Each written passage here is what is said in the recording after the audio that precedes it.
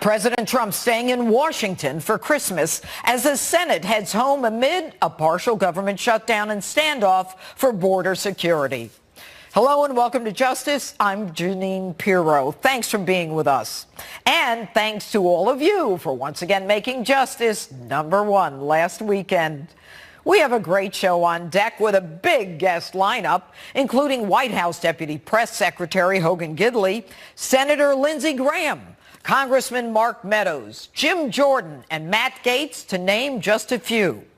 But first, my opening statement.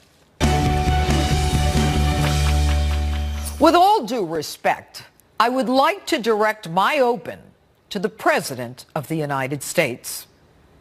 Mr. President, I understand the pressure that you are under from every side. But the wall at our southern border is a promise that you made, ran on, got elected on, and must keep. But more than that, it is your legacy, and you cannot allow them to force you to compromise. So here we are, days before the Christmas holiday, and you are facing the most important issues that Americans elected you to confront: your promise to build the wall. Now, there's never been a president more dedicated to fulfilling a campaign promise than you. Unlike just about every other president in recent memory, you say what you mean and you mean what you say. That is why your base is so loyal to you and continues to grow. You have done what no other president has had the fortitude to do. The wall is no different, and you must fulfill this fundamental promise to the American people. You cannot buckle. Now, there's no question that on January 3rd, your presidency will face even more obstruction and resistance by the Democrats than you have seen in the last 2 years. They will stop at nothing. They are callously salivating at the prospect of your collapse. The only way to go into this is to let Pelosi and Schumer know that now they are going to have a fight every step of the way. They will have to deal with the toxic environment they created. No one has your strength, Mr. President, your perseverance, or your determination. You instinctively understand what needs to be done and how to do it. And you need to build this wall. Your meeting in the Oval Office with Pelosi and Schumer was a turning point in your presidency. The arrogance, disrespect, and condescension by these two members of Congress was shocking. Schumer unable to look you in the eye, and Pelosi instructing you the wall was a non-starter and that you did not have the votes. You will not win. The fact is, you do not have the votes in the House. Nancy, I do. And we need border security. Nancy. We'll find out. Well, Mr. President, she found out you had the votes. She is a liar and an obstructionist. And I might add, the whole lot of them are hypocrites. Illegal immigration is wrong, plain and simple. Look, I voted numerous times when I was a senator to spend money to build a barrier to try to prevent illegal immigrants from coming in. We simply cannot allow people to pour into the United States undetected, undocumented, unchecked. These hypocrites wanted a wall until Donald Trump wanted a wall, until Trump promised a wall. They simply will do whatever they can to stop you from succeeding. Their hatred of you, Mr. President, is so intense and so vindictive that they would rather destroy you in America than destroy the drug cartels, gang members, and the human traffickers coming over our border. Schumer, Pelosi, and their gang of haters ignore the fact that 90% of the heroin coming into our country, killing our loved ones, comes from Mexico. And Nancy and Chuck, you don't want to put a wall up to stop that? We have spent tens of billions of dollars to fight heroin, but you don't want to spend $5 billion to put up a wall to stop heroin for good? Nancy and Chuck, you both know this year ICE agents seized enough fentanyl to kill every person in the United States, but you don't want a wall to stop it. Don't you want to stop the human traffickers, the child smuggling, and the coyotes raping young women claiming that they're family? Isn't this what every law-abiding American wants? What is with this open border nonsense? And you call us racist, heartless, and cruel? I'll tell you what's heartless. It's a number of Americans that are killed by drugs pouring over our porous, namby-pamby fence border. It's the number of illegals in Democrat sanctuary cities who kill innocent Americans. You want to throw down the welcome mat to illegals and with open arms shower them with health care and education and housing. Yes, you will have a fight from every side. But what is clear to the American people is that these Democrats have no respect for the rule of law and want to attack it. Their sanctuary cities endanger the safety of our citizens. It's just insanity. The only time the rule of law matters to these left-wing haters is when it's the campaign finance law. But the protection of our country and its citizens, who gives a damn? So we shut down the government. Okay, it's been shut down 20 times. Let's be clear. All essential personnel continue to work. The shutdown does not affect Medicaid, Medicare, Social Security, the military, or other essential branches. And after the shutdown, all the other non-essential employees are paid. So stop with the rhetoric. 75% of our government is open. And the wall is the will of the American people. So now there's talk of compromise. For those of you who want a lesser amount than $5 billion, that number is simply inadequate. How many caravans need to come through before we realize that we need a wall? And the money from last year's budget can only be used to fix a fence. And for those of you who think that's enough, consider this. An 8-month pregnant woman was able to scale the fence to get to the American side to deliver her baby. Do you really think that that is the kind of wall we need? Mr. President, the American people are tired of our government standing with illegals over American citizens. They are tired of the destruction of the rule of law in our country and everything our founding fathers fought for. And I don't care who owns the shutdown, and neither do they. We voted for you, and you have not failed us. So while the Senate goes home for Christmas, you remain in Washington. I am pleading with you on behalf of the American people who believe with every fiber of their being that if anyone can get it done, you are the one who can and will. This is your moment in history. Just do it. Thank you, Mr. President. And that's my open. Tell me what you think on my Facebook page, Twitter, and Instagram. Hashtag Judge Jeanine. And here with reaction to my open is, and all the developing news of the day, actually, White House Press Secretary Hogan Gidley, who joins me now. All right, good evening, Hogan. You know, I am fired up over this border wall stuff. And we've got Lindsey Graham, Mark Meadows, Jim Jordan, Matt Gaetz. They're all here. They're all ready to get on board and get on the record. What is going on in the White House as it relates to the border wall? Well, Jeanine, thank you so much for having me on tonight. And I can just share your passion for this issue, and the president shares that passion as well, and so do a majority of the American people. This has been a crisis in the making for the better part of 40 years. You played the clip of Nancy Pelosi and Chuck Schumer. I was standing behind Nancy Pelosi when she made those claims that the president did not have the votes. He did. I watched Chuck Schumer. I watched Nancy Pelosi as they made nonverbal cues back and forth to each other, refusing to make eye contact with the president. They knew it wasn't true then. They know it's not true now.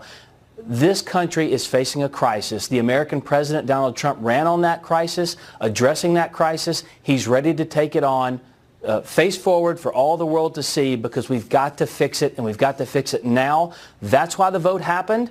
And now it's up to the Senate Democrats. So while your passion is shared by myself, the president, and the American people, we need to focus that vitriol towards the folks in the Senate who have refused to address this problem and will not take a vote to protect the American people. What are they afraid of? Why won't they take the vote, number one? And number two, why are they going home for Christmas and the president staying in the White House working?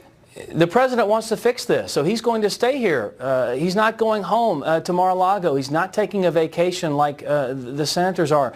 That's a great point that you're making, but I don't know why Senate Democrats are opposed to this. You played the clips of them in the past. This is Joe Biden, Hillary Clinton, Barack Obama, Chuck Schumer, all voted for a fence in 2006, a fence in 2013, right, and none of it ever came to fruition. You mentioned the heroin crisis we face in this country as well. $230 billion we spend on it, 300 deaths a week in this country because of it. You mentioned the fentanyl. ICE has seized enough to kill everybody in this country. 50,000 children a year are smuggled into this country. It is a burgeoning business, a disgusting business for people to exploit children and use them to get across our southern border, to use women in a manner for abuse and sexual assault all along the way. 2/3 of those women experience that.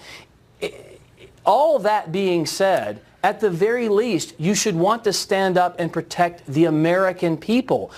Democrats, as you saw in that Oval Office, let me just make this point, Judge. You saw Chuck Schumer and Nancy Pelosi. It was a watershed moment. They stood up collectively and said, as a Democrat Party, we are standing with hundreds of thousands of people who are here illegally and unlawfully, as opposed to hundreds of millions of American citizens.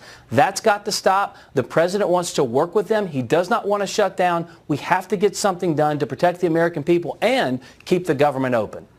All right, Hogan Gidley, you covered it all. Thanks so much for being with us this evening, and Merry Christmas to you, Hogan. Merry Christmas to you. Thanks, Judge. All right, and joining me now with more on all of the developing news and the fight for border security, Senator Lindsey Graham. All right, Senator, should Mitch McConnell have sent them home? Well, you know, I don't think we're going to do anything between now and Christmas. Why not? Let me just say, well, it takes two to tango. Here's what Schumer said. I'm going to quote you, Judge. Schumer demands Trump abandon the wall. So, Senator Schumer, we're not going to abandon the wall. We're going to build the wall. And to all those Americans who want us to abandon the wall and open up the border, that's what this fight's about. We don't agree with you. So Mark and Jim and Matt deserve a lot of credit for getting the president in a good spot. I had lunch with the president today, and I can promise you we need more money for the wall along the border. Schumer wants to abandon the wall. We want to build it. That's what this fight's all about. And it really is a silly, petty fight on behalf of Democrats. Okay. They all voted for $25 billion for the wall, border security in February. Okay, but they won't allow for the actual building of a concrete wall. All right, I don't know if you heard my open, but there's an 8-month pregnant woman who scaled that ridiculous fence so that she could get over here. Listen, are you going to have to compromise in the Senate? And how, in order to get the wall? Because I can't believe that in the end we will not get this wall. But maybe I'm just an optimist. Well, let me tell you, we need the wall. And after the caravan, okay, the president asked for $1.6 billion for wall funding early in the year. Along comes the caravan. 5,000 people show up at our border near Tijuana, Mexico. And you made a very good point. What kind of wall is it that a 9-month pregnant woman can climb over, have the baby on our side within an hour? I am so glad she's healthy. Apparently the baby's okay. What else did we learn about our wall? Somebody put an 8-month-old baby under the wall. So, Senator Schumer, what does it take for you to realize that we need more money for a broken border? And this is about them hating Trump so much, wanting him to lose, they can't understand that America needs to win, and we're not going to give in. Okay. I'm a pretty reasonable guy, but we're not going to give in on this. And you're a pretty reasonable guy, Senator, who doesn't agree with the president. Yeah, I'll say it. You don't agree with the president on everything, and Syria is one of those issues, but I'm honestly, right now, I'm into this wall right now. How are you going to get 9 Democrats to vote for the wall? What are you going to do? We're going to go on TV and say to the American people that we need more money for wall funding because the threats against the country are greater, not smaller. And the president asked for 1.6. Democrats agreed to 1.6. The difference between 1.6 and $5 billion is very small in a $3 trillion budget. The need is there. Every Democrat in February voted for $25 billion for wall funding. We're going to make the case that this is unreasonable, and it is dangerous. Okay, I just thought of something. You know, in the omnibus bill with the $700 billion for the military and all the other stuff, $500 for Planned Parenthood, it was a compromise, right? The whole They deal. had $1.6 billion, I believe, in that omnibus bill for the wall, but they specifically said Mitch McConnell and Paul Ryan, you can't use any of it for the wall. What makes you think Mitch McConnell's in with you guys on this? Well, I think Mitch is not the problem. I think he's the solution. I think Chuck Schumer, Nancy Pelosi, and the hard left are the problem. Chuck Schumer said today, I demand that the president abandon the wall. You know what? If you want to know what this is about, why does they want to Chuck abandon the wall. We want to build it. Why does Chuck Schumer hate the president so much?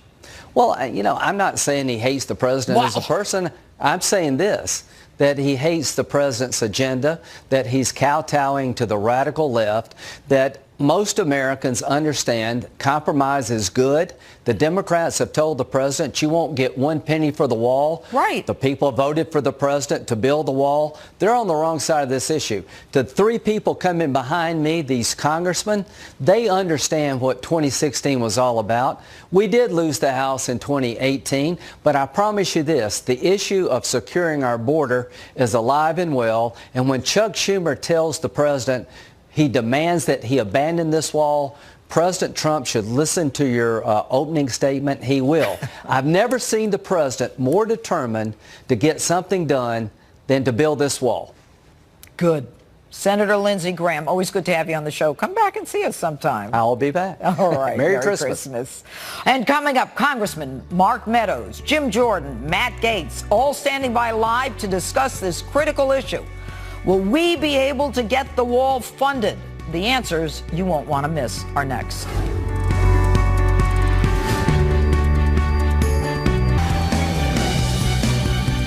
So one would think that securing our homeland, controlling our borders, and protecting the American people would be bipartisan priorities. That's Senator Mitch McConnell earlier today with some strong words for the Democrats amid this battle for border security. Joining me now, 3 key players who are fighting to protect Americans each and every day. Congressman Mark Meadows, Congressman Jim Jordan, Congressman Matt Gaetz. Thank you all for being here. Now, you all attended the working lunch at the White House to discuss border security. Congressman Matt Gaetz, I'll start with you on this question. What was it like with the president today? I was so proud of our president. The establishment in Washington on both sides of the aisle wanted President Trump to take a bad deal that didn't have any funding for border security, but he was tough. He stood up to them. And, the reason big business wants to have a deal is because they want the cheap labor, but who ends up paying for that is the American worker, the American family that wants the safety that comes with a secure border. And so the president did his job. He pushed back, and now I think the president made very clear to all of us, and he's made clear to the country that he is not going to take a bad deal from the Democrats. And anything under $2 billion, $1.6 billion, what Schumer was floating, that is a total non-starter. We're going to have real border security, or we're going to have a long shutdown, Judge. Well, Congressman Jim Jordan, the Senate has gone home. Should they have gone home? And let me stop for a minute. I want to congratulate the House for doing what you did and getting this passed. Yeah. And to all of you, I know you're the movers and shakers. But anyway, Jim, should the Senate have gone home? Well, here's what I know. 1 week ago, Nancy Pelosi sat in the Oval Office and told the President of the United States there weren't the votes in the House. 3 days ago, the United States Senate sent a bill to the House with no funding for the border security wall. 2 days ago, we passed a bill out of the House of Representatives, 217 to 185. Strong win for the president, more importantly, strong win for the country. So I don't know whether they should have went home or not. All I know is the momentum is on our side because the American people want a secure border. They want what the president campaigned on, which is a border security wall to deal with the caravan issues and all the other issues you talked about in your opening statement. All right, and Congressman Mark Meadows, what is it going to take in the Senate? I know you're in the House, but what do you think it's going to take? How much horse trading is going to have to be done to get this passed? Well, you had Senator Lindsey Graham on, and he's been actively involved, but it's not just him. You had Mike Lee. We met with Senator Shelby from Alabama earlier today with the president. What it's really going to take is for the Democrats to quit saying that they're for border security when they don't want any funding for the wall. I mean, you can't be for one and suggest that you're for a secure America when you're wanting zero funding for that. So we're going to have to work hard. I can tell you, should the senators have gone home? The answer is no. You know, they should be right here in Washington, D.C., along with the president, working hard because the American people expect us to get this done. And so, yes, there's been multiple offers by this administration. You talk about being flexible. The president and his team have been fully engaged every hour, making multiple offers, but the answer continues to be the same on Capitol Hill. Well, we got to check with Nancy Pelosi. Since when do senators have to check with Nancy Pelosi? Well, Chuck Schumer's bowing down to Nancy Pelosi now? What's his problem? Well, he is. I mean, when you look at that, you know, she's obviously running and going to get the gavel and going to be a speaker. But when we look at this, what we have to make sure of is that each senator understands what's at stake, and it's the security of our communities. We're talking about drug trafficking, human trafficking, terrorism, all of that. Is there a price that we can put on that? No, $5 billion is the number that we need. We need to continue to work hard. And you know, Judge, go ahead, Jim. Judge, I was just going to say, here's the problem. They're more, as Senator Graham said, they're more concerned about stopping the president than they are in helping the country. Everyone knows we need to secure the border. Everyone knows we need a border security wall to stop the gang problems, the drug problems, the human trafficking problems, the whole thing. So if they would stay more focused on doing what's best for the country, something they were all for just a few years ago, instead of going after the president and just trying to stop anything the president's for, the country would be better off. And, you know, Congressman Gates, one of the things that I noticed when I was down at the border, I think last year or the year before, I'm not sure, it was, they called them rape trees, where the coyotes would bring these young girls across and they would have the personal belongings, the undergarments of the girls that they raped on the, you know, in this country. I mean, people, how could the left, the liberals, the people who are supposed to care, not understand how important this wall is? What do they get out of not having a wall? Judge, when we don't build a wall, it's like we hang an open for business sign for every coyote and cartel that would want to destabilize our border and bring harm to America's families. And so we need new wall funding. There's a trick the Democrats are trying, and we've got to be able to stop it. They're trying to constrain the money that we want to get for the new border wall only to go and fix old fences. Now, we ran on build the wall, not fix the fence. And so I think that, you know, until we have that type of aggressive posture, we're not going to be able to deliver on this result. But what I keep coming back to is just my gratitude for the fact that we have a president of the United States who did not give in to either side. He's still fighting. We're still fighting. And I think it's a fight worth having for American families, American workers, and our national security. And you know what? The way the week was going, I was a little worried, but the president came back. Anyway, stay with us. This star-studded show continues with Congressman Meadows, Gates, and Jordan, who are going to stick around to delve deeper into the fight for the wall. Will these men lead the charge to get the wall the American people want?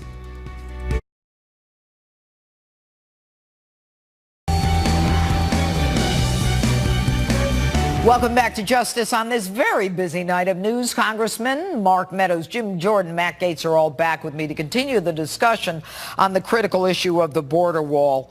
I'm going to address this first to Congressman Mark Meadows. Now both you guys and the president are going to have to work with a different House, a Democrat majority. How's that going to work, Congressman Meadows?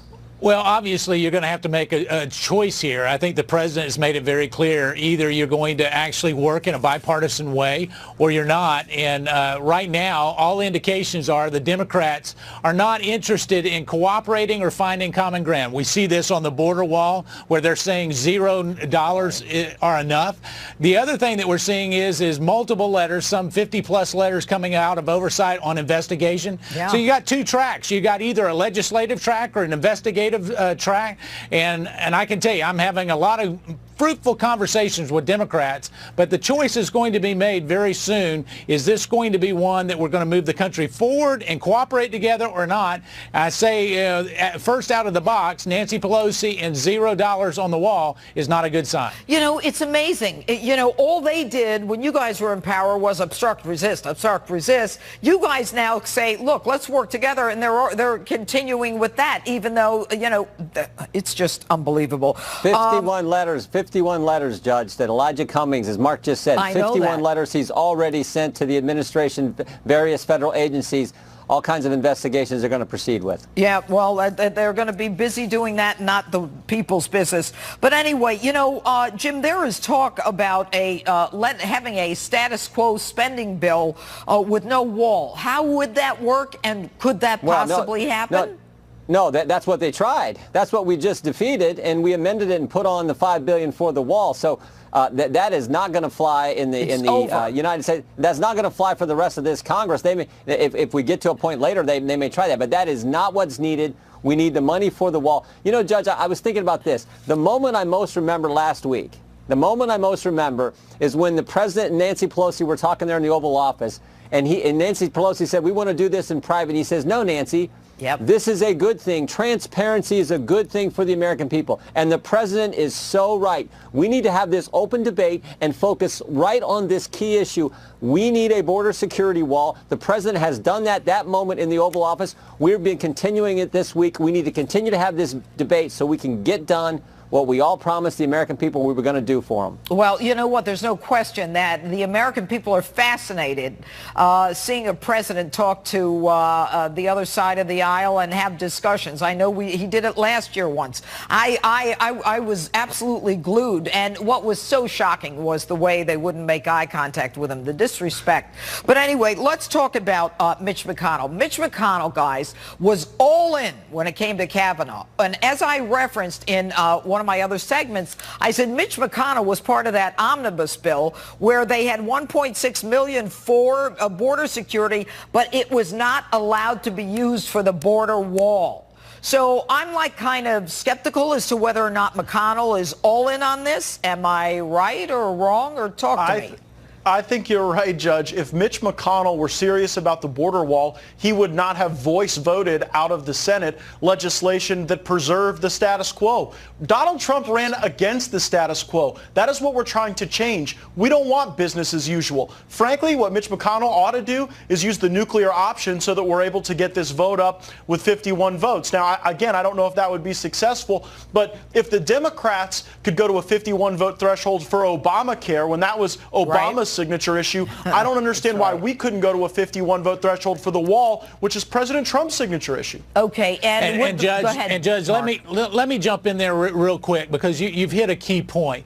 If the senators would work as hard as President Trump is working right now to fulfill his campaign promise, if they would get behind him and support it, and yeah, there may have to be some give and take here and there, if they would work that hard and be that committed, you know what? We'll get this resolved very quickly and have the government open back up and ready to roll. But so far, they're taking off for Christmas. The president's staying here. Yeah, I think that pretty much says it all. Congressman Mark Meadows, Jim Jordan, Matt Gaetz, what a thrill to have you all on this evening. Thanks so much on this holiday weekend. Merry Christmas. Great to be with you. Christmas. And up next, National Security Insider, Dr. Sebastian Gorka, joins me to break down the president's strategy and why the wall needs to be done now. What should the president's next move be? Justice is back in a moment.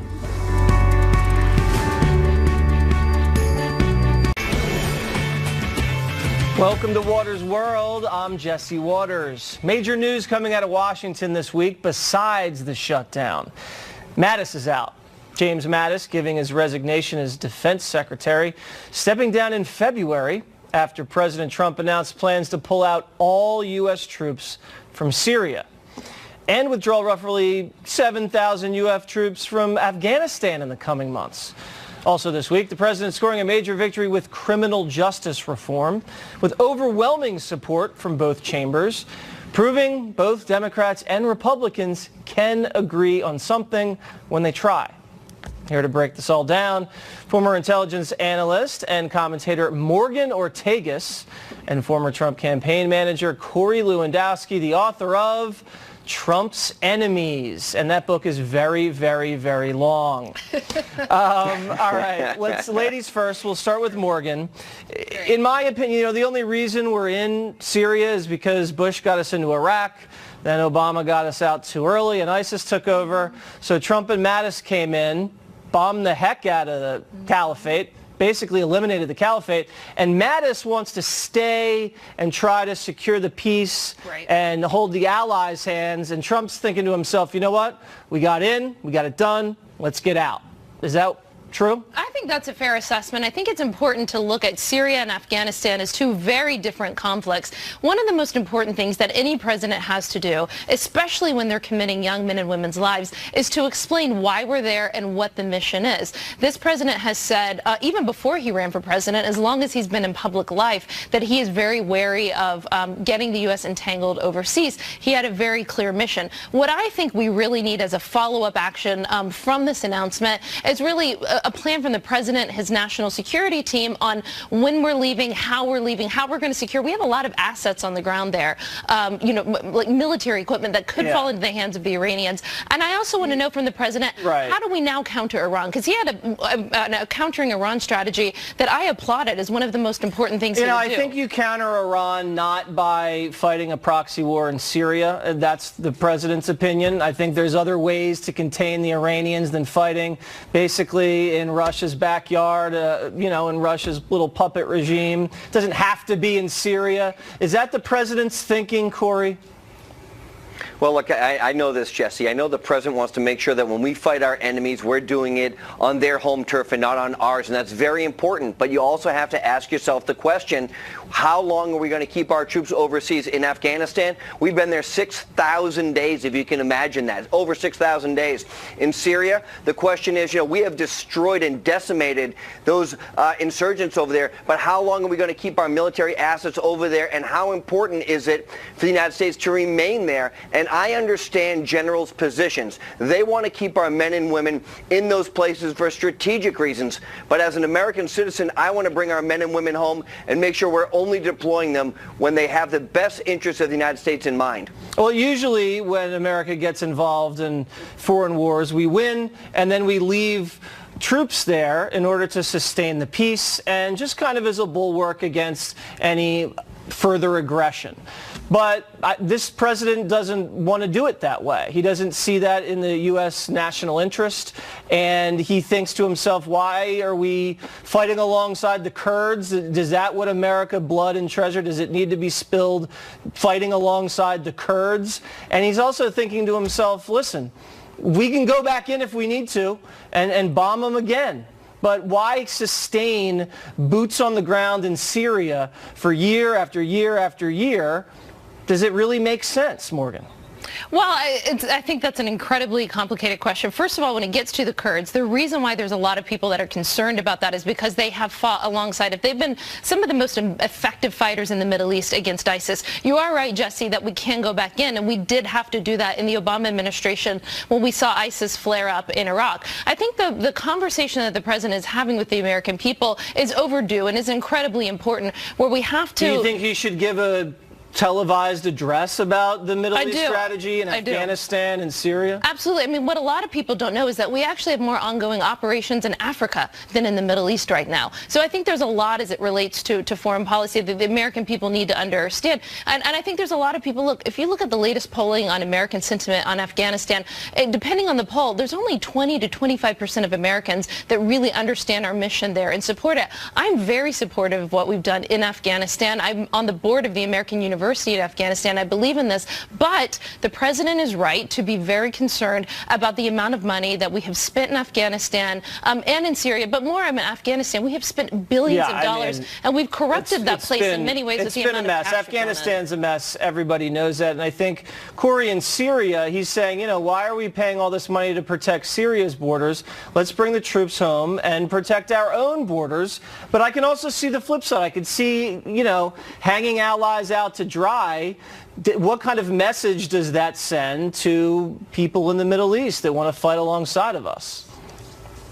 You know, Jesse, our allies know that we're going to stand beside them whenever they call us to do it. But, you know, having a permanent military presence overseas in places around the world continuously is something that this president wants to reevaluate and should be rightly done so. You know, when you look at Afghanistan, just in the last couple of weeks, we've had 3 more U.S. soldiers killed over there when their Humvee blew up because they drove over an IED. The 4th individual is up at Walter Reed. Look, they don't want us there, and I understand that. And as it brings back the issue of legal immigration, we have to make sure we're protecting our borders, Jesse. And if that means using our military to build a wall on the southern border so we're protecting Americans first, that has to be the priority of the president. And then we have to reevaluate our forward deployments around the world to make sure that our men and women in uniform have the tools necessary to be successful. But there should be no commitment to have a permanent military presence in Afghanistan, where we've been for over 6,000 days. Right. All right. So let's move on, because you mentioned earlier the people in this country's feeling about Syria. No one really supports boots on the ground in Syria, and the polls show that. Another very interesting poll, this is from Gallup, the country's top problems, besides me. We took that out of there. We just didn't want to personalize it, Morgan. 19% believe government is the biggest problem in America. 19%, followed by immigration, and then unifying the country. Morgan, what do you think people mean when they say government is the problem specifically? Well, look at today. Look, you know, and what we seen over the past few days that relates to the border wall. I mean, you have, you know, Trump, you know, the president saying that he will shut down in order to get this border security, and Senator Schumer going, no, it's your shutdown. I mean, you have 2, you know, grown adults sniping at each other. This is going on in the Congress, you know, between all of the leadership. So when the average American is tuning into Fox News and they're watching, you know, the congressional leadership just bicker with each other, it looks like a bunch of overgrown, entitled children. And that's why the president was elected, to disrupt all of this. Not like us. We're very mature adults. We never bicker, Corey and Morgan. We hold ourselves to the highest level of conversation. It could be a couple of things, though, Corey. It could be, as Morgan said, people look at Washington being dysfunctional over a shutdown or a border wall. It could be people thinking, you know, the government's corrupt, that, you know, they've spied on this president. There's people within the administration that are still continuing to try to undermine this president. They could look at the Democrats and say the Democrats in the Congress and the Senate, they haven't done enough to stop the Trump agenda. It could be a whole host of things that, you know, I'm just mad at the government. I'm not getting my check soon enough. You know, my check's not big enough. It could be everything. So we don't really know what it is. What do you think it is? Look, Jesse, I think it's the American people, by and large, here's what they want. They want safety and security at home, which means let's protect our country. They want roads and bridges they can drive on, so let's get a transportation and infrastructure spending bill done so bridges aren't falling down around our country. And also, let's give access to health care across state lines. Look, the government has been stopping this. The bureaucrats in the government, those holdovers from one administration to the other, let's make it so people can buy their health insurance across state lines so that they can be more competitive in the market. I agree with that. It's not even the problem. It's not even the bureaucrats. That's half of it. The other half of it are the monopolies. These guys, these big insurance companies, they don't want competition across state lines. They want to be able to sell individual policies and compete against maybe one or two people in one state. Because once those borders are opened up across the state lines, prices are going to come down, and they're going to have to compete and make less money. All right, let's turn to the media. I'm surprised the media wasn't at the top of the list for the country's biggest problems. I blame Gallup for that. Maybe they didn't ask the right question. Let's play this media montage of just a kind of a vicious attack on the Trump family. Watch. He seems to be Fredo. This is the first time that we have Ivanka, which is like the only kid he likes, like in the crosshairs. The only way we're really going to get to Trump is if you go after his kids. You can't indict a sitting president, but it doesn't say anything about a sitting president's daughter. The president's children stand right in the line of Mueller's investigative progress. If the prosecutor will not be stopped and the kids will not fall to him, we see the president's adult children heading to prison. But what if the prosecutor were to offer the president an alternative? That would mean giving up the presidency in exchange for acquittals all around, not just for himself, but for all his kids. Wow. Kind of sickening if you hear. I mean, you can kind of feel the bloodlust. I mean, they want to lock up Don Jr., Ivanka, probably Eric, probably Barron. Probably put Barron in juvie. I mean, the way things are going, Morgan, it's kind of sad. I mean, it just anybody that